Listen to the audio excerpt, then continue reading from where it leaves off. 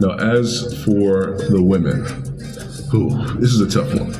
So in Panama, the women have the ability to take care of themselves in ways that Cuban women do not necessarily have that easy access to, right? Tons of makeup, tons of different, accessories that they can go ahead and throw on, have access to, whereas the women in Cuba don't have that same access. They do have access to things, but it's not that easy access. And of course, Cubans aren't making that much money, so they don't have the ability to do certain things that you would receive in Panama, or things that you would see in Panama. The chop shop work.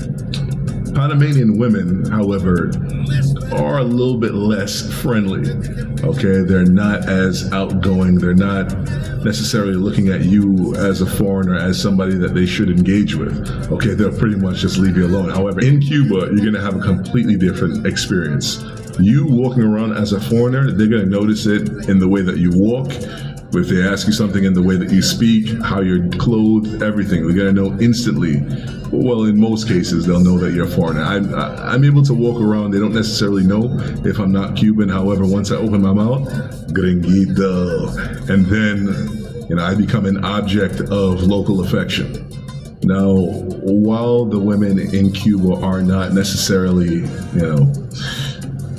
as well put together when it comes to makeup, when it comes to dental care, when it comes to their hair, okay, they still are natural, beautiful women, and because of that, I'm going to give them the edge. I'm going to give Cuba the edge in this category. If you disagree, go ahead and put your stuff, your disagreement down below, all right? And also, just full transparency, I do have a preference for the chocolate tone sisters. So I think, even though Panama does have no significant amount of them, Cuba has more. So I am going to definitely go into that Cuba category. And if you disagree, that's fine. Come through strong in the comments below. No problems with it. Now, when it comes to the overall affordability of the trip, I would say that Cuba, given everything that's happened with the devaluation of their currency, I would say without a doubt, Cuba is the more affordable trip. Panama runs off of the US dollar. However, in Panama, the prices aren't as they are in the US, okay? Especially when you travel outside of the touristy areas. In Panama, you'd see that prices are pretty decent and you can get around and have fun at a decent price. However, in Cuba, it's definitely cheaper and you can have a lot of fun for just a little bit of money.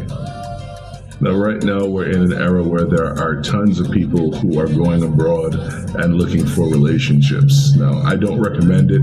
However, if you're gonna do it, then you're gonna do it. I think that you would actually acquire a higher or more genuine relationship in Panama as opposed to Cuba. In Cuba, there's just a lot of financial need. There's dependence on, sort of those foreign remittances. So I feel like your connection with your individual in Panama has a better potential of being genuine. It has that higher potential of being genuine. Whereas in Cuba, it's just coming from a place of economic need. There are genuine relationships that do happen in Cuba, absolutely. But first off, if you are if you're a hungry dog, you are going to love that person that's giving you that fish. Once they stop giving you those pieces of fish, do you still love them? That's where I think relationships in Cuba get kind of difficult. Also the jealousy piece, but we spoke about that in other videos, so we don't have to rehash that out again, right?